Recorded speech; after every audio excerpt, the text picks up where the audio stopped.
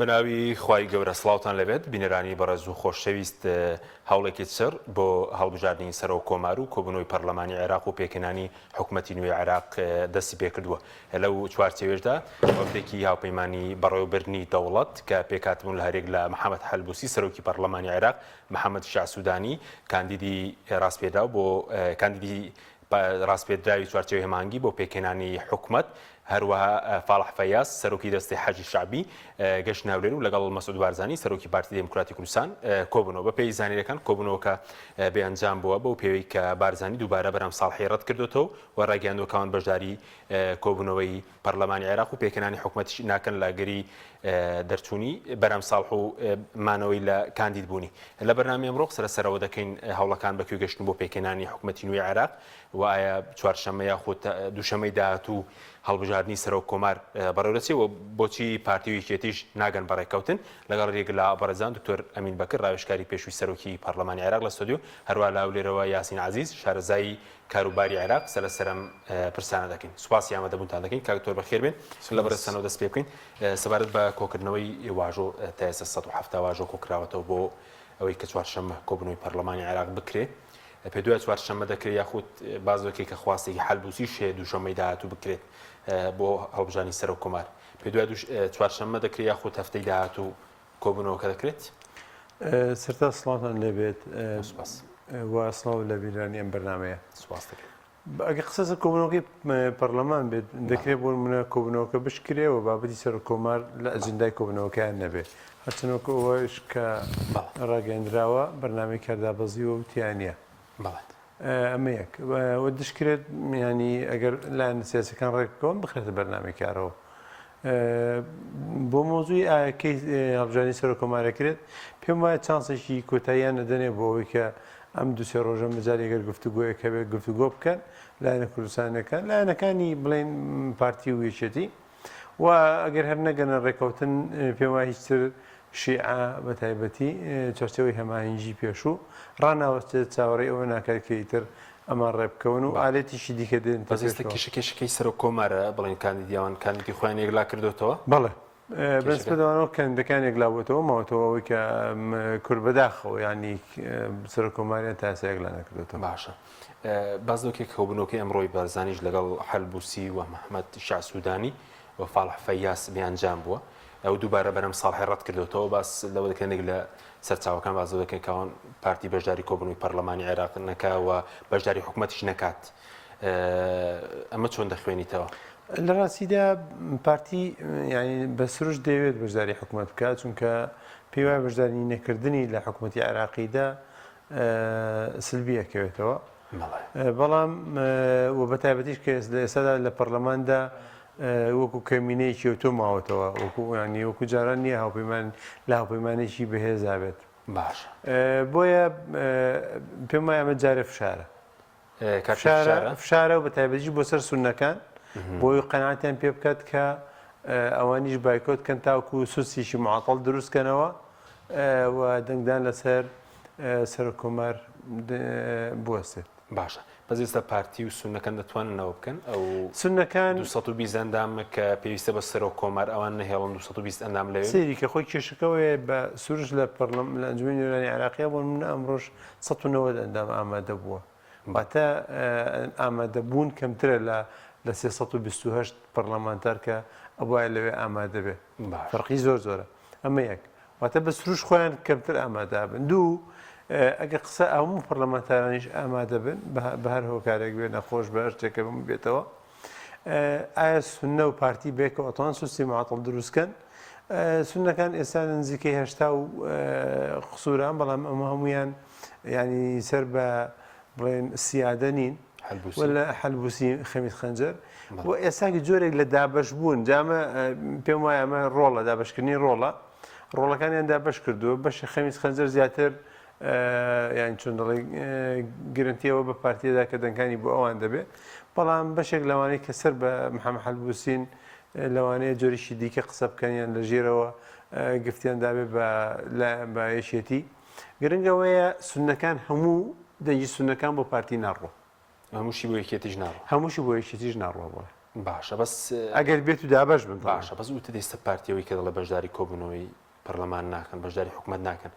پێ دوایە دەتوانن بەشداری بایکۆتی کۆبوونەوە بکەن بەس قەت بایکۆتی حکوومەتی عێراق ناکەن بەشداری نەکردن سەیریکە و کاتە احتیمالە بتوانن لە ڕێگەی لەگەڵ هەندێک لە کەمینەکاندا لەگەڵ هەندێک لە کەمینەکاندا و بەرچاوگرتنی کەمی پەرلەمان بۆ ماوەیەک سۆسی معتڵ دروستکەن بەڵام ئەگەر چوارچەوەی هەمانگی بە جددی بێوێت و ئیش لەسەرەوە بکات ئەتوانێ ئەمە تێپەڕێنێ باش بەزۆکو بەشداریکردن لە حکوومەت وتت بەشدارنێکنی پارتی بەزیان بەسەری دەشکێتەوە پارتی ئەمیشە سێریکە پارتی بە بەردەوامی ویستوێتی حزوری لە بەغا هەبێ بۆ حزوری لە ڕێگەی حکوومەتەوە بۆ باشە و ئەگەر بێت و لە حکوومەتە بەشدار نەبێت لاواستر دەبێت تەنانەت پێگەشی لە هەرێمیشە لاواستر دەبێت بەڵێ سوپاسەکەم دێ وڵات ماوەسا یاسین جەنابشت بەخێر بێ دەمەوێت سەرنجی بەڕەش بزانم لەسەر کۆبوونەوەی پەرلەمانی عێراق پێتان وایە ئەگەری نزیک چوارشەممە یاخود باز لەوەیەکێک کە دووشەمەی داهاتوو بێ کە ئەمە خواستی حەل بووسی بێ وەسوار بە کۆبوونەوەکە ئەمڕۆژ هۆکاری چی بوو کە کۆبوونەوەکە بێئەنجام بوو لە هەولێر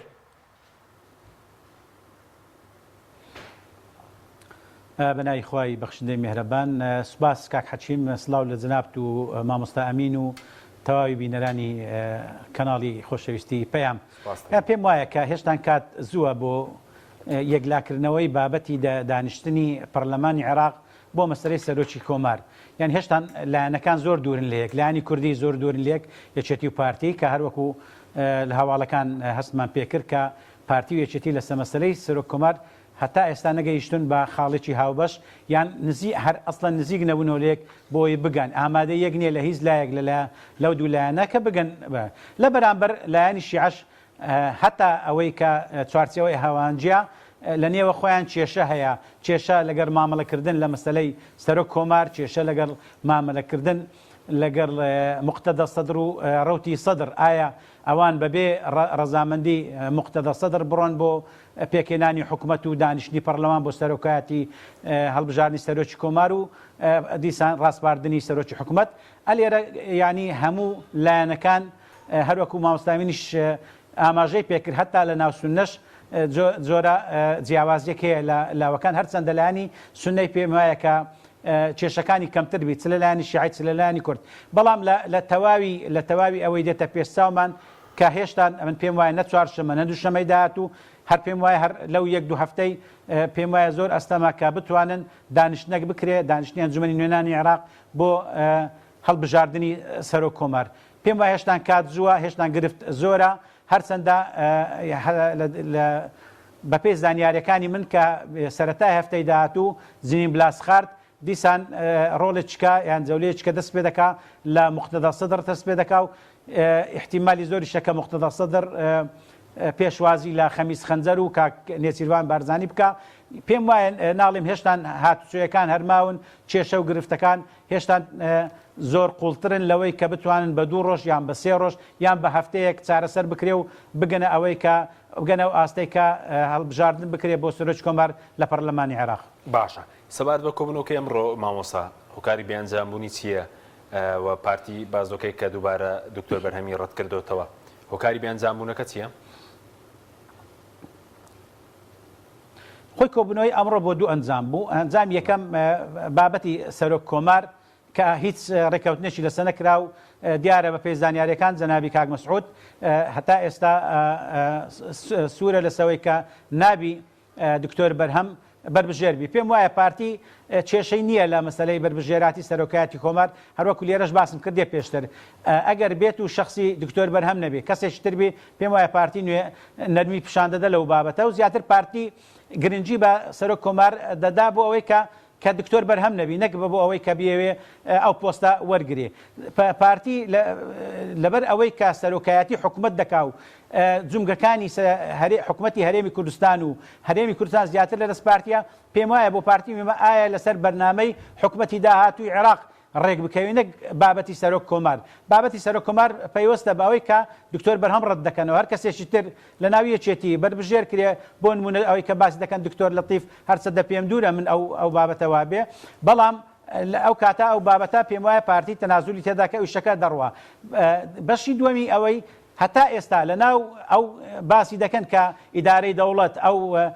ئیتلافە نوێیە کە پێک هاتووە ئەو ڕێکەوت نامنوەیەکە لەلایەن ئەو نێوان ئیتاری تەنسیقی و ئەو لایانی سونە و لایانی کورد پێم وایە تا ئێستاش هەتا لە ناو چوارچێوە هەمانجی گرفت هەیە یەک هەڵوێستی تەواو نییە لە بەربژێرکردنی محەممەد شیع سوودانی ئەوانش هینانی محەممەد شیع سوودانی و پیشاندانی لە ڕێگای تەلەڤیزیۆن کە پێم وایە کە شتێکی وایان یان کاریگەری هەبی لەسەر شەقام بە تایبەتی لایانی شیعە کە پێدەچی کوردیش و کاک مەسعودیش ڕازی بن بە بەربژێرکردنی ئەوەی تا ئێستا ئەو ئیدارەی دەوڵەت بەڕەسمی لە هیچ بەیانێک باسی ئەوەیان نەکردووە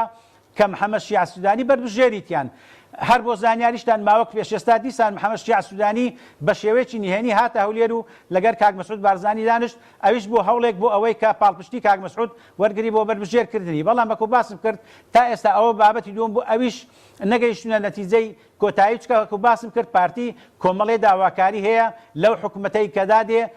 کە پێک دەهێنرێ بۆیە پێم وانە هەر یەک لەو دوو بابەتەی کە ئەو وەفدە بۆی هاتبوون ئەوڕۆ هیچیان پێکابی و هیچ ئەنجامی هەبوو بێ. بەڵێ سوپاس دەکەم دێمەولات کاک دکتۆر سەوارت بە یەکدانبوونەوەی سەرۆکۆمار هێندەکارەکە قورسەوە باز دەکە چەند پێشنازێک هەبوو بێ لە ناو ماڵی شیعە بۆ نمونەکانی دێکیاوە بەشیان هەبێ یان یەکێکیان بکشێتەوە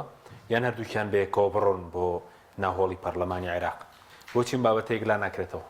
لە ڕاستیدا یەک لە نەبوونەوەی بابەتە دەرخەری بێ ئیرادی بێ ڕوئایی لایەنە کوردستانەکانە بە تایبەتی پارتی یەکێتی ڕوئیەکی استراتیژیان نییە بۆ بەرژەوەندی گشتیەکانی هەرێمی کوردستان بە تایبەتی ئەوەی کە ناوێن ناو بەرژەوەندی نەتەوەیی ئەوەی کە وایان کردووە کە نەکار ئەمە یان ئێمە دلیل لەسەرەوەی کە ناوماڵی دەریان خست کە لە هەرێمی کوردستاندا یەک ئیرادی سیاسی نییە ئیرادی سیاسی پەرتوو جیاواز هەیە دوای دەریان خست بۆ هەموو دنیا کە ئەوان لە پێناو یەکلاکردنەوەی و ئیشکانی ئیرادی یەکتردا هەموو شتێکەکەنە قوربانی شکانی ئیرادەی بڵێن پارتی بۆ یەکێتی بۆ پارتی بە هەمان شێوە هەموو شتێکەکەنە قوربانی مافیە ئەوەی کە بەرنامەی استراتیژی و بەرژەوەندی گشتی نیشتیمانی و نەتەوەییە لەم هەرێمی کوردستاندا وەکو کاگاسین باسی کرد دەکرا گفتوگۆکان لەسەر بەرنامەی حکومەت وایە بەڵام کاتێک کە ئەبینین ئەو ململانە توندە لەسەر مۆزوعی بەربژێری سەرۆک کۆمارە لە ڕاستیدان بابەتانە بابەتی چۆن دەڵێت شکاندنی ئیرادەی یەکترە شتێکی تر نییە و ئەوەش دەرخەریەوەیە کە کورد زۆر ینی نەک کورد بەداخەوە ئەو پارتی وێشێتی زۆر بێڕوئیان بۆ بەرژەوەندی خەڵکی هەرێمی کوردستان ئەوەی کە بەلای ئەوانەوە گرنگە بەرژەوەندەکانی خۆیانە دەستخستنی و تحقیقکردنی بەرژەوەندەکان و بێزکردنی پێگەی خۆیان بە تایبەتیش لە ناو هەرێمی کوردستاندا ئەویان کامیان خۆ ببێ سەر دەربخا و ئێرادەی لایەنەکەی تر بشتێن باش بەس پارتی سەر داواکاری وەشی هەبوو یاکوت لە کوردستانیەکان سەرۆک کۆمارێک لا بکات ویان لە پەرلەمانی باسی بە ڕۆژە مەسرۆ بارزانانی سەرۆک حکوومەت باسی لەوە کرد تەبارە ناو پەرلەمان وێنەری خەڵکە بە پەرلەمانی کوردستان سەرۆک کۆمارێک لا بکات سەرکردن لەسەرەوەی کە پەرلەمانی ئێگلای بکاتەوە ئێمە کەلتوری شێوایی نییە دوایەوەش لە پەرلەمانی هەرێمی کوردستاندا زۆرینە پارتی دموکراتی کوردستانە و ئەوان نەتوانن زۆری نەبەرنەوە شتێکە ینی پێم وانە یەکێتی قبوڵی بێت ئەگەر کوت لە کوردستانەکان لە بەغا دەنگدەن پێم وایە ئەگەر هەمویان دەنگدەن ئەو کاتە لە قازانجی هینی یەکێتیە بێ بەڵام هەمویان دەنگ نادەن بە تایبەتی پێم وایە ئەو کاتە نەوەی نوێ خۆی لەوە دوورەگرێکە بەسەر لایەنیشیانە ساغ بێتەوە بێلایەنی هەڵەبژێرە یاخۆ دەنگ نەدەن هەڵەبژێرە لەو کاتەیە پارتی زۆری نابێت و ئەوان ئەیبنەوە باش بەس ئێستا چانسی کێ لەم بارودۆخە لە ئێستادا لە حڵی حازرداگەر ئەم کاندیدە بچێتە پەرلەمان هەردوو کاندیدەکە بچنە پەرلەمان و لەوێ یەکلا بکرێنەوە لە ناو ئەنجومەنی نوێرانی عێراقدا کاندیدی شێتی هەر کەسێک بێ بە تایبەتی ئەگەر بەرەم ساڵحیش بێ ئەتوانێت بڕوە ئەو زۆرترین دەنگ بەدەستێنێ بۆ یەکەم لەبەرەوەی کە لایەنەکانی هاوپەیمانی ئەبێوایان لە بەرچاوی و لە بەرچاویشیانە پێم وایە کە یەکێتی هەر لە سەرتاوە لەگەڵیان بۆ ڕاست ێستا معادلەکە گۆڕاوە چوارچەوەی هەمانگی دووهەم ئەمە یەک دوو بەشێک لە سونەکانیشان لەگەڵایە لەگەڵ بەشێکی زۆر لە بێلایەنەکاندا بۆ خۆشیان ئەوە لە ناو کوردیشا بەشێک ئەوانیان بەشێکی زۆر لە پەرلەمانتارە کوردەکانیان لەگەڵایە کەواتە کاتێک کە ئەمە خرای دەنگدانەوە بە تایبەتیش ئەگەر کاندیدەکەی یەکێتی پارتی دموکراتی کوردستان کە ڕێبەر ئەحمەد وەزیری ناوخۆی هەرێمی کوردستانە ئەو هینەی نییە ئەو کارەزمایی نییە بەرامبەر بە بەرهەم ساڵح لە دۆخێکی وەکو ناو ئەنجومەنی نوێرانی عێراقیدا. باش ئەگەر بەم شێوەیە بچن سونە بەشێک لە سونە لەگەڵ پارتیە دەنگەدا باشە لەوانەیە هەندێک دەنجی شیعشی بۆ بچێ بە تایبەتی بۆ منە بەشێک لە بڵێن جەماعەتی دەوڵەتی قانونی کۆن یانی ئەوەی حەیدەر عیبادی و بەشێک لە ینی تیاری حکمە احتیمالە بەڵام زۆرنەی زۆری بڵێن چوارچەوەی هەماهەنگی دەنگ بۆ کاندەکەیشێتی باش ئەی سەوار بە سەدر وڵا سەدر لە پەرلەمان لە ئەنجومەنی نوێران نەماوە ئێمە کە قسە سەر ئەنجومەنی نوێران دەکەین ئەگە قسە سەر شارع بکەین ئایا ینی چۆن دەڵێت جەمسەرە سیاسیەکان لە عێراقدا لە دەرەوەی پەرلەماندا کامیان قبوڵە جەمسەرە سیاسیەکان لە ڕاستیدا ینی دابەش بوون وەکو هەموو لانەکانی تر دابەش بوون بەڵام بەعام ڤیتۆیشی تویان نییە لەسەر بەرهەم ساڵح هەرچەند پێشتر مقتەدا سەدر تێبینی هەبووە لەسەر بەرهەم ساڵح و پێی وا بووە کە بەشێک ینی لەوە دەوڵەتی قانونیش کە نووری مالیکیە زۆر پێی خۆش نییە لە حەقیقەتدا کرد مۆزوعەکان معادلەیە نەبێ بەرهەم ساڵح بێت بەڵام ئەگەر لەبەرەوەی کە معادلەکە بە جۆرێکی ترە لە ناو چوارچەوەی هەماهەنگیدا ئەوە هی نەکات ئەوە دەنگداتەوە بە بەرهەم ساڵح باشە بەس بۆچی سەدر سەرەتا تویتێکی خراپی لەسەر دکتۆر بەرهەم ساڵح کرد بەزیستە باز دەکەی کە جۆرێک لە نەرمینوان بەرامبەر بە دکتۆر بەرهەم خۆڵ ناگرێت بۆ خۆی بیایشی دیبلۆماسیە بۆ مەسلحەتی خۆی یعنی هەوڵدا پەیوەندەکانی باشکار لەگەڵ لایەنە سیاسیەکان نهێنیەوەی کە سەدر سەرەتا دژایەتی دەکوێستە باز لە نەرمینوانن دەکرێتەوە چییە؟ ئەزانی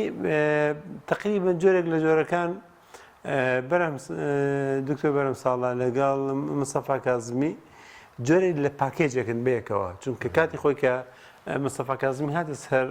بوو بە سەرۆکوەزیران لە ڕێگەی بەرهەم ساڵحەوە بوو و جۆرێک لە تەوافقی نێوان بەرهەم ساڵح و مقتەدا سەدری تیا بوو بۆیە ئەمان بێکەوە بەستراونەوە تا ئەندازێک ینی کێشەکەوەی دوایەوەش بێزگە لە نووری مالیکی پێم وانە مقتەدا سەدر ڤیتۆیەکی بنەڕەتی وا بێ کە گەڕانەوەی بۆ نەبێت لەسەر هیچ کەسێشکەی بێ بەڵام لەگەڵ لەسەر نووری مالیکی هەیەی بەڵێ سوپاسەکەم دێم وڵات مامۆستا یاسین سەبارەت بە بڵێن داواکاریەکانی پارتی ویکێتی ئێستا دیارە لە هاوپەیمانی ئیدارەی دەوڵەت کە پێکێنراوە پارتی تێدایە یەکێتی تێدایە چوارچێوەی هەماهەنگی تێدایە سونەکانی تێدایە هیچ ڕێکەوتنێکی واژۆ کراو هەیە هیچی ئەو ڕێکەوتنە چی لە خۆ دەگرێت؟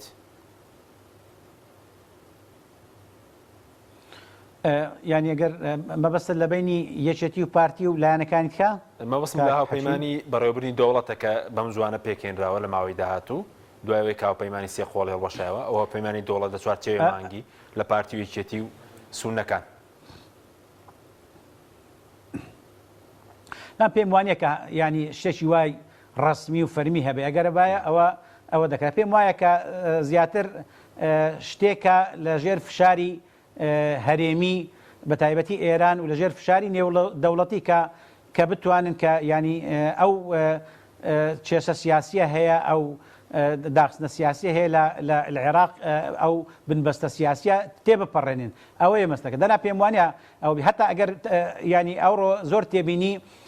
لایەنی ڕاگەیاندنەکانی هەتا لایەنە سونیەکانم کرد هەر باسی ئەوەیان نەدەکرد کە ئەوڕۆ ئەو کۆبوونەوەیە لە نێوان لایەنەکانی ئەوە ئیدارەی دەوڵەتە ینی لە نێوان لایەنێ ئەو ڕەوتە نوێیە بەڵکو باسییان دەکرد کە وەفدێکی چوارچەوەی هەوامجی وەفدێکی سیادە هاتوونەتە هەولێر لەگەڕ کاک مەسعود بارزانی کۆبوونەوە ینی تا ئێستاش ینی ئەو بابەتە بە تەواوی یەکلا نەبووتەوە بە شێوەیەکی فەرمی هەروەکو باسشم کرد هەتا بربژێرکردنی محەممەد شیع سوودانی شتێکی فەرمی نییە و بە بەیان دەرنەچووە ئەگەر بەبیرمان بێتەوە کە ئەو هاوپەیمانە سێقۆڵیەی پێشتر هەبوو ڕزگارکردنی وڵات ئینقاذ وەتەن کە هەبوو لە نێوان سەدر و پارتی و سونە ئەوان وەکو بەیانێکی ڕسمیان دەرکرد کە بربژێریان بۆ سەرۆک کۆمار فلانە کەسە و بربژێریان بۆ سەرۆکی حکومەت فلانە کەسە بەڵام ئەو تا ئێستا ئەو شێوازە بەدی ناکرێت لە ئیدارەی دەوڵەتی نوێ یان لەو هاوپەیمانە نوێیە بۆیە پێم وایە تا ئەوانش تا ئێستا ئەوەندە سەقامگیر و ئەوەندە یەکلاکەرەوە نەبووە ئەو هاوپەیمانە زیاتر هاوپەیمانێتەکە یان نیمچە تێگەیشتنەکە بۆ تێپەڕاندنی ئەو قۆناغە و بۆ تشکیلکردن پێکهێنانی حکوومەتی تازە بەڵام تەگەرەی گەورە وەکو باسم کرد هەر ئەو دوو بابەتە بوو کە باس کراوڕۆ بابەتی سەرۆک کۆمار و سەرۆکی حکوومەت سەرۆکی حکوومەتیش ئەمن پێم وایە تا مقتەدا سەدر ڕازی نەکرێ یان هیچ ئەوەی کە مانعێکی نەبی بەرامبەر بربژێرێک لە بربژێرەکانی هاوپەیمانی یان هەواهەونجی چوارچێوەی هەمانجی شیعە ئەوە پێم وانە نەکورد نەسوننا خۆیان باوێنە ناو چێژاوەکی وا کە دواتر کە بزانن کە حکوومەتێک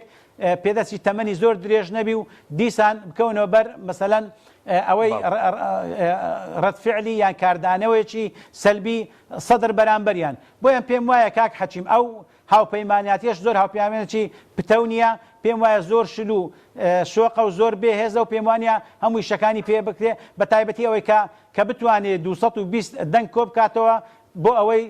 دانیشتێک بکرێت بۆ پەرلەمانی عێراق و بتوانن سەرۆک کۆمارێک هەڵبژێرن بۆیە پێم وایە هێشتا کات زووە بۆ ئەوەی ئەوانش ببنە هاوپەیمانێکی تونند و تۆڵ و بتوانن یەک هەڵوێست و یەک بڕیار بن. باشە سەبارەت بە بایکۆتی پارتی بۆ دانیشتنی پەرلەمانی عێراق لەو حاڵەتەش بایکۆتی بکە هەیە بۆ حکوومەت دەتوانێت بەشداری نەکات یاخود داواکاری پارتی دیارە ئێستا بۆ بەشداریکردن لە حکوومەت بەڵکو باسمان کرد پارتی چکە سەرۆکایەتی حکوومەتی هەرێم دەکات جونگە سیاسەکان جونگە ئیداریەکانی هەرێمی کوردستان بە تایبەتی دۆسەی نەوت و گاز زیاتر لە دەست پارتی دیموکراتی کوردستانە ناتوانانی بەشداری نەکە لە هەر حکوومەتی ئەگەر بێت و لە بابەتی سەرۆک کۆماریش بایکۆت بکە پارتی دیموکراتی کوردستان لە حاڵەتی مانەوەی دکتۆر بەرهەم ساڵح وەکو بربژێری یەکێتی نیشتیمانی کوردستان بە هیچ شێوەیەک نافتە براوە لە هەر دانیشتنێک بکرێت لە پەرلەمانی عێراق بۆ مەسەلەی سەرۆکایەتی کۆمار بۆیە پارتی باش دەزانی تاکە زامن بۆ ئەوەی کە بتوانی بەشداری بکە و شانسی ئەوەی کە دکتۆر بەرهەم لەو بابەتە نەبی لە بابەتی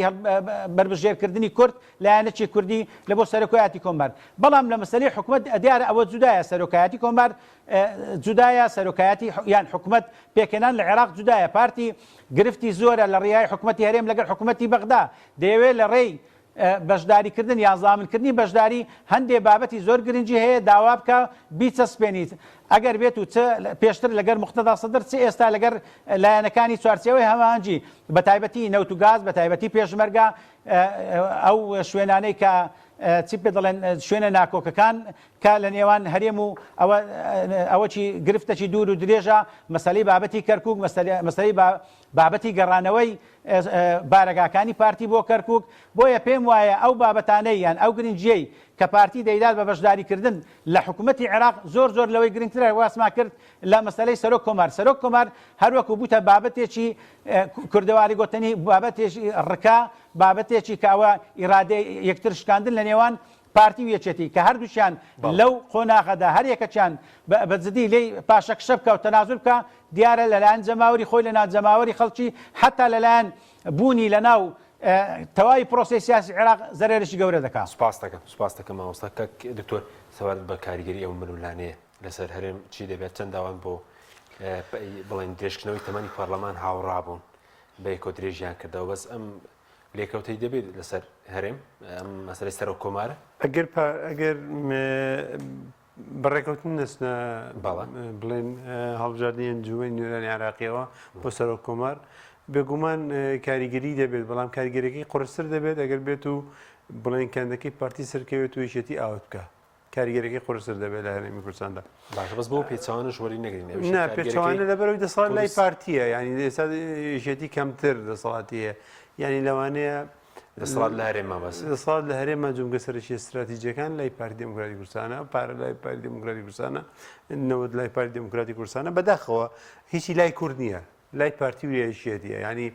وەکو کورد وەکو ئیراد تعبیر لە ئیرادەی کوشی کوردستانی ناکەن ئەوەش لێرە ئەمە قاڵمەوە لەسەر ئاسی ناوخۆ و عێراقیش کاک هەچم ئێمە بەڕاستی ئەم ململانەیەوەی چێ ئیباتەوەی چێ نایباتەوە بۆ خەڵکی هەرێمی کوردستان گرنگ نییە ینی سەرۆک کۆمار چەند ساڵە لەوێ بۆ هیچی ئەوتۆی نەتوانیوە تەنان نەیتوانیوە دوو تەنگەرنەوەت بۆ خەڵکی هەرێمی کوردستان بنێرە باشە بەڵام ئەوەی کە گرنگە شتێکی ترە بۆ خەڵکی هەرێمی کوردستان خەڵکی هەرێمی کوردستان لە ململانی ئەم دوولایەنە بۆی دەردەکەوێت کە ئەم دوولایەنە بەرژەوەندەکانی خەڵک لە خەونیشیاندا نییە نەک لە بەرنامەیاندا لە خەونیشیاندا نییە کەواتە ئەمە هیچ شتێک نان بچێتەوە بە خەڵکی هەرێمی کوردستان و داکەری بەرژەوەندەکانی خەڵک نین. کاتێک کە داکوچکەری ئەو بەرژەوەندیانە نەبن چۆن دوایی لە ڕوویان دێت جارێکی تر لە هەر هەڵبژاردنێک یاخود لە هەر تنگانەیەکدا ئیتر بە ناوی خەڵکەوە قسە بکەن یا وا خۆیان پیشانە کە دیفاع لە بەرژەوەندەکانی خەڵکی هەرێمی کوردستان دەکەن. کاتێک کە ئەمە ناکەن یعنی شتێکی تر دێت پرسیارێکی تر ئەی باشە خەڵکی هەرێمی کوردستان تاکەی چاوەڕێ بکات ئەمانە باجی دەسەڵاتدارەتی و تێرکردنی ورجی ئەم دوو پارتە و سەرکردەکانی ئەم دوو پارتە بدا. خەڵکی هەرێمی کوردستان کە هاشیمەگەری ئێمە دقت بگرین لە ساڵ لە دوای 2014ەوە کاتێک کە تێکچوو پەیوەندەکانیان لەگەڵ بەغا تێکچوو تۆ بنەی تحتی لەم وڵاتەیە هەر لەم هەرێمای وێران بووە کوا جادەیە کوا ڕێوبانێک کوا یعنی شتێک نەکراوە بۆ هەرێمی کوردستاندا تەنانەت نەوتەکە نادرێت بە خەڵکی هەرێمی کوردستان نەوتی سپی تەنانەت کارەبات لە هەموو شتێکە ئێمە لە دواوین. ئەو هەموو پارەیەکی ئێستا لە بەغا هەیە جۆرها جۆر سلفە ئەدرێ بە خەڵک بە هاوڵاتیانی تر بۆ خانووکردنە بۆ ئیشکردنە بۆ هەر شتێکە کرێکارە ژنهێنان هەر شتێکە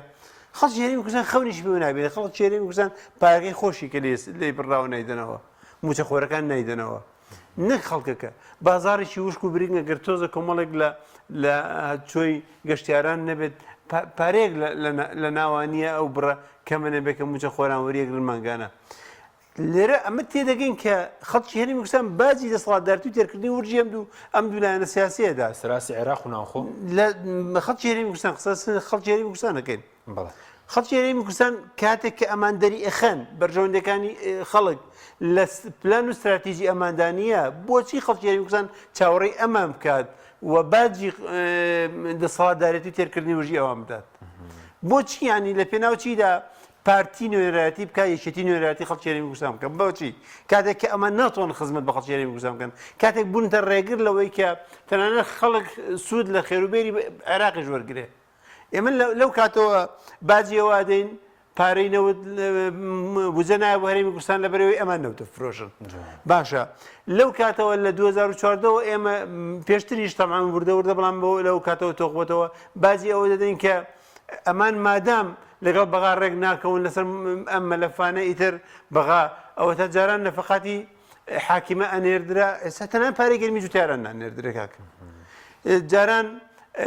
هەموو کاتێک سیرکە لە هەموو شوێنەکاندا ئەوانەی کە لە ئەنجومەنی محافظە بوون باشە زانن نەفەقەیەکە بۆ بەتایبەتی ئەم نەفەقەی تەرمی ئەقالی بودجێ پەرەپێدانی پارێزگاکە ئێستا ئەمەش نایە کاکە سەخەسخانەیەک دروستەکرا قوتابخانەیەک دروستە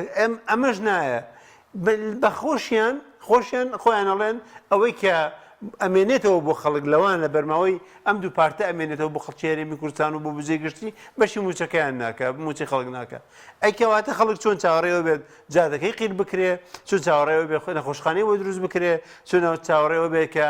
دەرمان بۆ خەستخانەکان دابین بکرێ چۆن چاوەڕێەوە بێ کە قوتابخانەی زیاتر بکرێتەوە بۆ گوندەکان چۆن چاوەڕێی بژانەوەی گوندەکان بێت چۆن چاوەڕێی گەنجەکان چۆن چاوەڕێی دەستگیرۆیی حکومەت بن بۆ ئەوەی کە ژیانێک پێکەوە بنێن و هاوسەرگیری بکەن یاخود کارێک بدۆزنەوە دەرفەتی کاریان نەبێ. کاتێک کە ئەمانە نییە ئیتە خەڵکی کوردستان بۆ چاوەڕێی چی بکە؟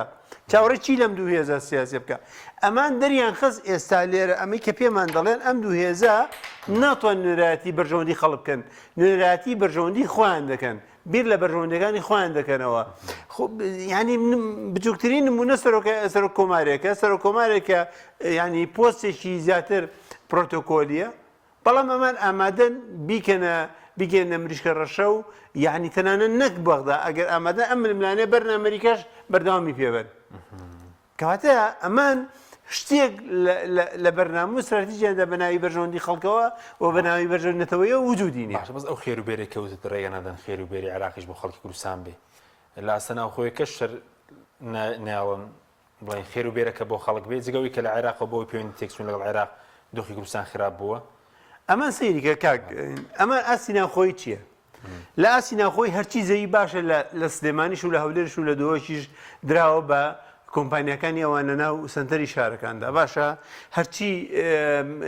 ینی پرۆژەیەکە کە استراتیژیە ئەبێ ئیلا ئەوانتیانە بە جۆر جۆرەکان پشتیانە بێ و شەریک بن واتە هەرچی ئەوە خەریکی سەرمایە گوزارین کاکە بڕۆ ئێستا ینی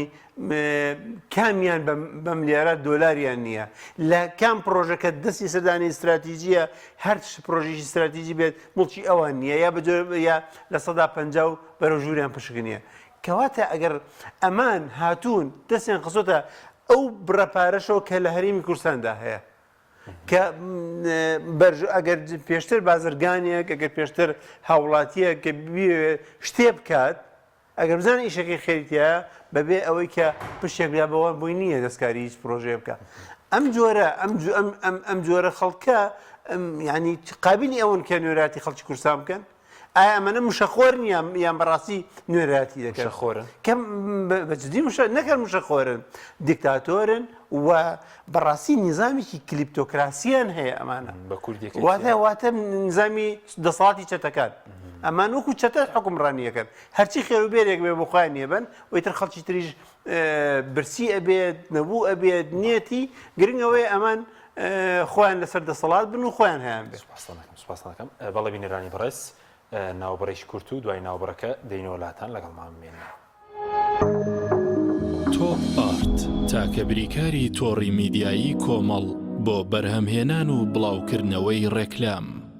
لەگەڵ پاکێجەکانی بۆ هەمومان لە کۆڕک هەموو پێداویستیەکانت لە یەک پاکێجدا بەردەستن کاتژمێری زیاتر و گەگەبایتی زۆرتر پاکێجەکانی بۆ هەمومان لە کۆڕک هەفتانە و مانگانان و پڕ لە گەگەبایتی ئینتەرنێت و کاتژمێری پەیوەندیکردن بۆ سەرجەم تۆڕەکان پاکێجەکان بۆ هەموو هێلەکانی پریپەید بەردەستن بۆ بەشداربوون پەیوەندی بکە بە ئەستێرە 238 پەنجەرە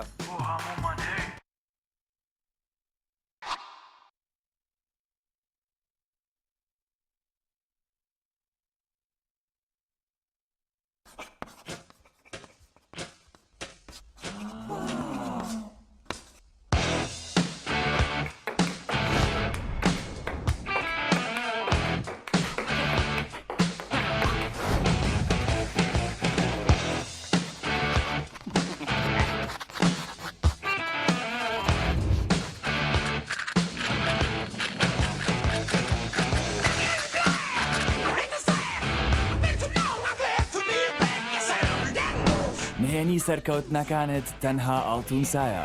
شیری وشکی ئاڵتونسا بە سوودا تامێکی ڕاستەقینەیە دڵنییا بوومینیە ئەو جپسەی وێنەی نییە هەرتامێکی بخۆشە بۆ من بۆ ئەو بۆ تۆشە ئادەی پێ بڵێن چییە؟ جپسی نینی تامێکی لە یاد نەکراوە تۆپ ئارت تاکە بریکاری تۆڕی میدیایی کۆمەڵ بۆ بەرهەمهێنان و بڵاوکردنەوەی ڕێکلام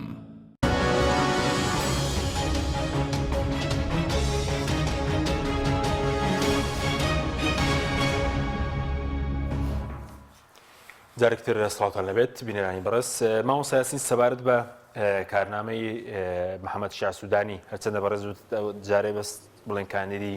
چوارچێوەی هەماهەنگیە نەبووتە کاندیدی ئیدارەی بەرەوەبردننی دەوڵەت هەڵپێنەتونێتێک ئەو هەڵپەیمانە کە پێکاتووە سەبارەت بە کوردستان باز دەوە کە یاسای نەوتوغاز بباتە پەرلەمانی عێراق لە 6 مانگدا پشکی هەرێم لە بوجە جێگیری بکات بۆ چوونی باشە لە کارنامەکەی دەکرێت مافەکانی کورد جێبەجێ بکرێگەر بە فەرمی لە پەرلەمان ڕاست پێدرا خۆی کاک حەچیم محەممەد شیع سوودانی ئەگەر بکرێتە بربژێری ڕسمی جارێ لە قۆناغی یەکەم دەبی بتوانێت حکوومەت تەشکیلکە ئەگەر حکوومەتەکەی پێکێنرا دیارە ئەو جە بەرنامە و شتەکان دێتە باس ئەم پێم وایە زۆر زەحمەتە ینی چونکە محەممەد شیع سوودانی لە پلەی یەکەم نییە لە ئاستی یەکەمی بڕیاردەرەکانی چوارچێوەی هەمانجینە ینی لەسەر و محەممەد شیع سوودانی دیارە سەرکردایەتی ئەو هەوانجەیە کە زیاتر ڕئی و شتیان هەڵوێستەکانیان فەرز دەکرێت لەسەری ینی ئەو پەیوەست دەبێت بە بەرنامەی سیاسی ئەوە چکە ئەوان کردویانە بربژێر بۆ سەرۆکایەتی حکوومەت پێشەوانیش ئەمن پێم وایە کە لایانی هەرێمیش هەیە یعنی ئەمن زۆر جار باس دەکەم لە چ لە نووسین بی چ لە ئەوە بی بۆ کورد باشترە مستەفا کازمی ببینێتەوە لەو قۆناغی چونکە مستەفا کازمی دەناسرێ و دەکرێت بە شێوەیەکی ڕاستە و خۆ مامەڵەی لەگە بکرێ بەڵام ئەگەر بێت و بەیانی کورد لە مامەڵەی لەگە سوودانی کرد ئەوە دەبێت بەڕاستی مامەڵە لەگە ئێران بکە و دوای لەگە سەرکردایەتی هاوپەیمانی ئەو چوارچەوەی ئەمانجی بکە ئەو جەبێتە سەر سوودانی کە جێبەجیکاری بڕیارەکانی سەرکردایەتی ئەو چوارچێوەیە دەبی بەڵام پێم وایە کە ئەگەر بەڵێنش بدرێ بە کورد ئەگەر زەمانەتش برێ بە کورد پێم وایە زۆر ئەستەما هەر زەمانەتێک جێبەجێ بکرێ بە تایبەتی هەندێک بابەتمان هەیە زۆر قورسەکە کە ئەوانیش بتوانن لەیلادەن بە تایبەتی مەسلەی نەوت و گاز کە بڕیارێکی دادگای فیدرالی لەسەرا بۆیە پێم وایە ینی ئەو ئەگەر پەیمان بدەیان ئەگەر ئیلتیزامێکی هەبی بەرامبەر کورد پێم وانێ زۆر بە ئاسانی بتانی لە زۆر لایەنی ئەو ئیلتیزامی کە دەدەین بە کورد لە نێوان ئەو بەرنامەی حکوومەتی خۆی بتانی جێبەجێ بکە بۆیە کورد پێم وانێ شتێکی وای زۆری بەدەست بکەوێ ئەگەر حکوومەتێکی تازەی غێری بەردەوامبوونی بەڕێز کازمی بی بۆیە بە هیچ بەرژەوەندێکی ئەمن نابینم کە کورد مامەڵە لەگەر لایەنێک بکە کە ساڵانێکی زۆرە کە متمانەی نییە لەگەیە کە دوژمنایەتی زۆریان هەیە کە ناحاڵیبوونێکی زۆریان هەیە وەک گرفتی زۆری بۆ کورد دروستکە کە گەیشتۆتە مەسەلەی ئەوەی کە هەتا تۆ بارانی هەرێمی کوردستان بکرێ یا موشک باران بکرێ پێم وایە کە کورد نابێت چاوەڕوانی شتێکی وا بکە لار حکوومەتێک کە چوارچەوەی هەوانجی بە تایبەتی کە ئەوەی کە چوارچاوی هەمانجی کە زۆر لایانی تێدایە کە لەگەر کورد و بە تایبەتیش لەگە پارتی دیموکراتی کوردستان کە پەیوەندێکی وای نییە بۆیە ئەمن ناڵێم هەروەکو باسم کرد کا حەچیم ئەگەر وەکو نووسین و وەکو ئیلتیزامێکیش وەکو باسکردنیش کە محەممەد شیع سوودانی وەکو بۆ جەنابتم باس کرد ماوەیەک پێش ئێستا نزیکەی مانجێک پێش ئێستا هات و سەردانی کاک مەسعودی کرد بە شێوەیەکی نهێنی دیارە هەندێک ئیلتیزاماتی پێشکەش کرد بە جەنابی کاک مەسعود بەڵام پێم وانییە ئەو ئیلتیزاماتانە لایەنی بەرامبەر بتوانێ پەیوەند بی لەبەر ئەو مێژووە ناخۆشەی لە نێوان پارتی دیموکراتی کوردستان بە تایبەتی حکوومەتی هەرێم لەگەر حکوومەتی فیدرالی عێراقی هەبی باشە بەس ماوەسە پێش باسی پلاسخارتت کرد پلاسخارت وتت سەردانی موختار سەدریش دەکا و نێسیوان بارزانی و خەمیس خەنجەر سەردانی سەدر دەکەن سەدر ئێستا ئامادەی پێشوازی لەلایەنەکان بکە خۆی ینی هەر بۆ زانیاریتان کاک حەچیم ینی چەند ڕۆژێکە وەفدێکی هەوا هەوەنجی چوارچێوە هەوەنجی لە نەجەفا هەر چاوەڕێ دەکە کە موختەدە سەدر ببینی تا ئەو کاتەش موختەدە سەدر ڕازی نییە ئەوەی باشترین ئاستی پەیوەندیەکانی موختەدای سەدر و یان ڕەوتی سەدر لەگە چوارچێوەی هەوەنجی لە نێوان دوو کەسە کاویش ئەحمەد ئەسەدیە لە چوارچێوە هەوەنجی و حەسەن عەذاریە لە کەسە نزیکەکانی موختەدە سەدر ئەوەی کە بەپێی زانیاریەکانی من موختەدە سەدر تا ئێستا و لە ڕێگای تەلەفۆنیش بە خەنجەری گوتووە کە ئامادەیە خەمیس خەنجەر و نێسیروان بارزانی پێشوازی لێ بکە و باس لە وەزعەکەی بکە بەڵام بەبێ ئەوەی هیچ پەیمانێکیان پێ بدا ئەوەی بلاسخاریش باسم کرد هەروەکو زانیاریەکانی بەدەستی من کە تۆ لەوانەی نزیکن لە سەدر کە سەرەتای هەفتەی داهاتوو سەردانێک دەبی بۆ لای سەدر لەلایەن بلاسخارد پێم وایە بلاسخارد تۆزە فشارێک دکاتە سەر سەدر کە دەورێکی باش ببینیان ئیجابی هەبی لە تێپەڕاندی ئەو بابەتەی و پێشی دەڵێ و ئەوەش طبعا زۆر واریدە لە بابەتی پرۆسەی سیاسی عێراق ئەگەر بێت و تاماوەیەکی تر لایەنە سیاسیەکان ڕێک نەکەوتن ئەو گرژیە بەردەوام بی ئەو بنبەستە سیاسیە بەردەوام بی زۆر دونیەکە دیسان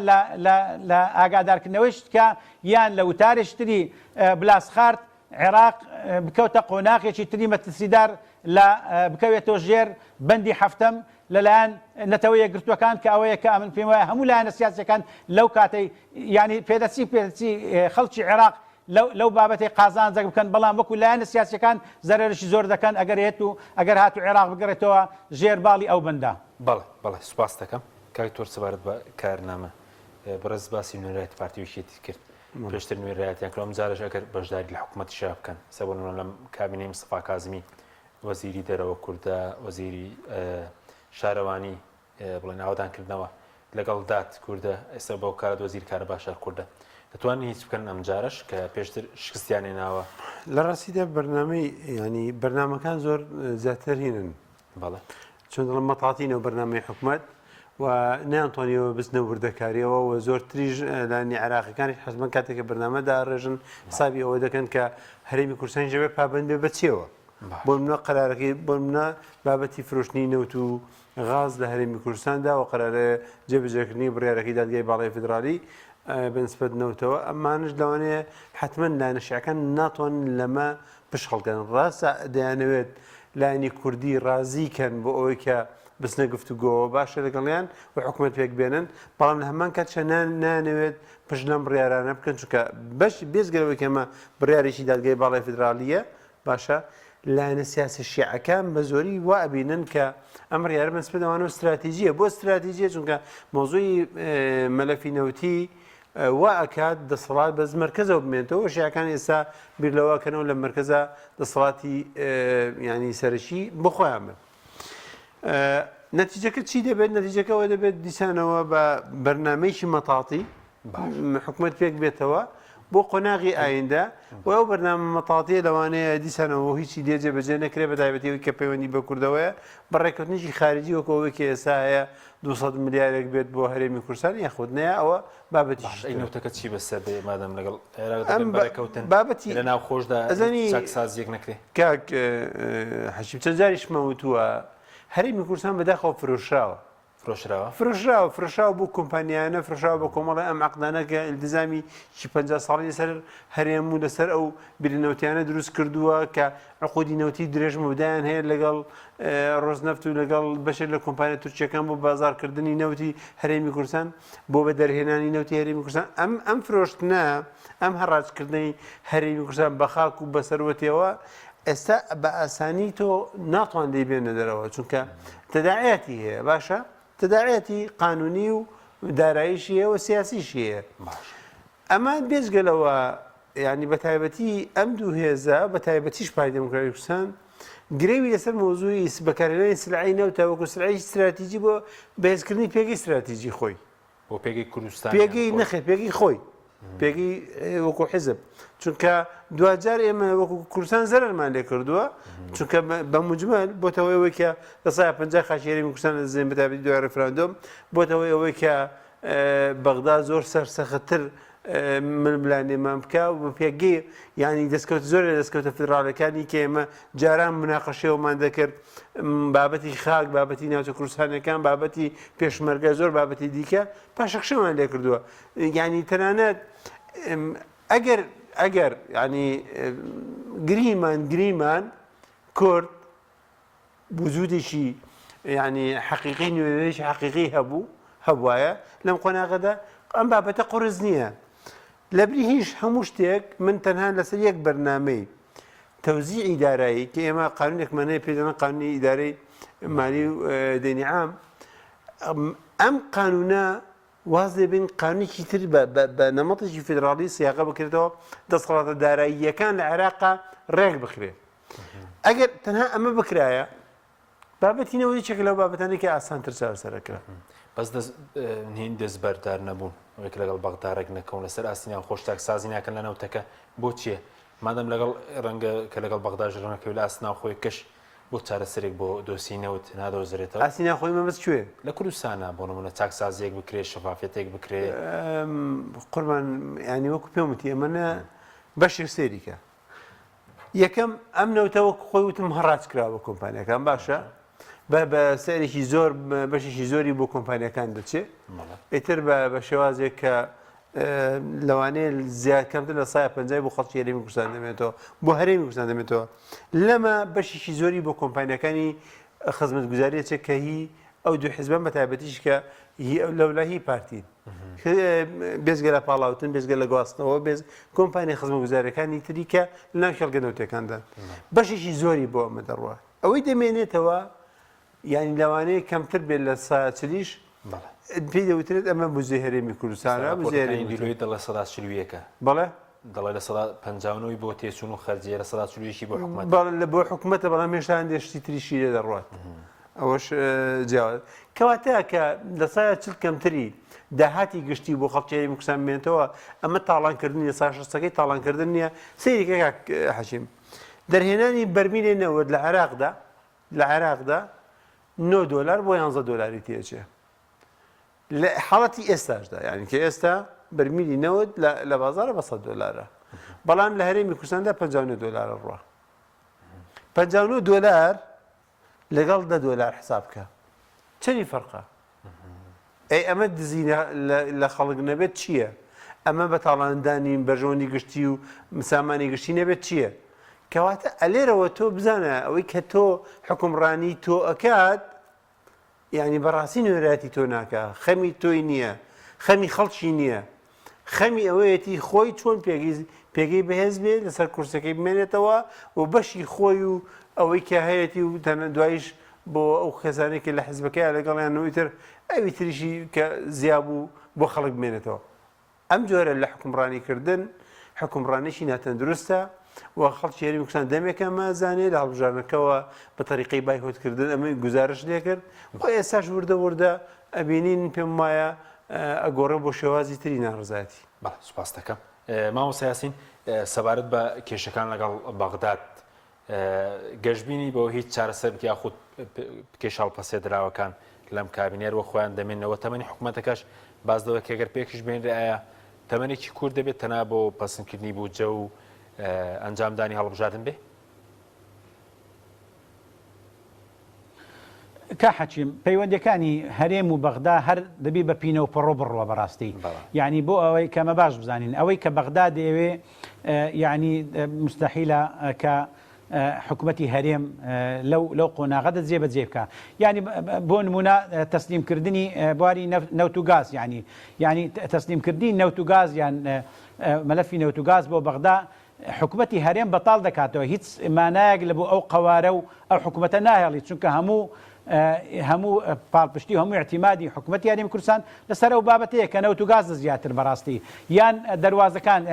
دەواازەکان سنووریەکان دەواازە سنووریەکان ئەگەر بێت و ئەویش بدرێتەوە بەغدا یان بەغدا سەرپەرشتی لەسەر بکە ئەویش وا دەکە حکوومەتی هەرێمی کوردستان کە لەو دوو حزبەی پێکاتوە ئەوانشیان بەدەست بەتاڵی ببینێنەوە بۆیە پێم وایە چ لەو قۆناغی چ لە قۆناغی دادێ تا ئەو عەقلیەتە زاڵە بەسەر حکومڕانی چ لە هەرێم چ لە بەغدا پێم وایە ئەمە هەر بە وەکو باسم کرد بە پینە و پەڕۆ ئەو پەیوەندیانە بەردەوام دەبی بەڵام ئەمە پێم وایە خەڵکی زیاتر زەرەر دەکە زیاتر فشاری دەکەوتە سەر زیاتر ئەوەیە کە ئەگەر بێت و خوانە خواستا ینی ئێستا تۆز ینی شادراوەتەوە کە نرخی نەوت بەرزە لە بازارەکانی جیهان یان بتوانین لە ماوەی دادوو لە مەسەلەی غاز شتێک بکەین بەڵام ئەگەرات و نەوت ینی کێشەکانی دنیای ئێستا نیمچە چارەسەر کرا یان پاشەکشەی کرد نەوتی نرخی نەوت لە جیهانەکان گەڕاوە کاتی پێشیان لەوەی کەمتر بوو ئێستا ئەوجە کێشە گەورەکانی هەرێمی کوردستان بەدیار دەبی و زەق دەبتەوە بۆیە پێم وانە چ لە ئێستا و چ لە داهاتوو بتواندرێ بەڕاستی ئەو کێشانە چارەسەر بکرێ باشە سەبارەت بە کورتی تەمەنی حکوومەتەکە ئەگەر پێکش بێنرێ باز دەکرێت کورد بێ وایە بۆ بوجە و بۆ ئامادەکاری بۆ هەڵبژاردن بێ نا پێم وانە ئەگەر چوارچەوەی هەواجی توانیە و حکوومەتە پێک بێنی پێم وانەوە بە ئاسانی دەستبەرداری بی و وا دەکات تا ماوەی یاسایی خۆی تاو نەبی وانەکەم پێم وانە چوارچاوی هانجی ساڵەکە شەڕ دەکات لەسەوەی کا حکوومەتێکی چەند مانجی یان یەک ساڵی پێک بێنی و بۆ هەڵبژارنێکی نا پێم وایە کە چوارچەوەی هەمانجی بە تایبەتی ئەوانەی کە زۆر توندن لە ناو چوارچەوەی هەندی بە سەرۆکاتی نوری مالیکی وانەکەن کا حکوومەتە تەمەنی کورد بێ پێیان وایە کە دەبی ئەو حکوومەتە تەواو هەتا ماوەی یاسایی خۆی تاوکە لەگەر ئەو پەرلەمانی ئێستا هەیە بەڵێ سوپاس دەکەم دکتۆر ئەگەر حکوومەت پێک بێ لە عێراق کارگەرێکی بێ لەسەر کوردستان یاخۆدە و بێ سەروبەرەی لە داهاتوو کەمی خزمەتگوزاریە لێرە بڵێن سلێمانی لە هەولێر هەر زافەیەک بۆ ئەوانەی پێشوو بکەم جاری کێژوتومە بەرژەوندی خەڵکی هەرێمی کوردستان لەوەدا کە ئەوی نەوتێکی ئەگەر مەلەفەکەن مەلەفی نەوتیە بدرێتەوە دەستی بەغا نەوتی هەرێمی کوردستان لەژێر دەستی دەسەڵاتدارانی هەرێممان نەمێنێ داهاتەکانی گومرگ و زەڕی بۆ باجەکان بگەڕێتەوە بەغا لە بەرامبەر سای چواردەی بودجەی گشتی لە عێراقەوە بێ بۆ هەرێمی کوردستان خەڵکی هەرێمی کوردستان لەمە قازانجەکە قسە لەسەر ئەوە نییە ئەوەی کە ئێستا هەیە بەرژەوەندی دوو پارتی دەسەڵاتدارە بە تایبەتیش پارتی دموکراتی کوردستان لەم دۆخێکی ئێستا هەیە کە نەوت نەداتەوە بەغا هیچ نەداتەوە بەغا هیچ لە بەغا وەرنەگرێ یاخود ئەگەر بەغا بە یارمەتیان دەشی باتە پێکەنانی حکوومەت بە کورتی لە پێکەنانی حکوومەت لە عێراقا ئەگەر بە ڕێکەوتن بێ لانی کەمی ئەم دۆخەی کە ئێستا ئەم ساڵ ئێستا هەیە ئەم دۆخە بەردەوام دەبێت ئەگەر بە ڕێکەوتنیش نەبێەوە ئەگەر شیع بتوانێت فەرزی ئیرادەی خۆی بکە ئەو کاتە پێم وایە ئیجراعاتی تونتر بەرامبەر بەرێمەگرێ بەڵام بە شەرتێک دۆخی گشتی ناوچەکە و باردۆخی گشتی ناوچەکە و ناو عێراقیش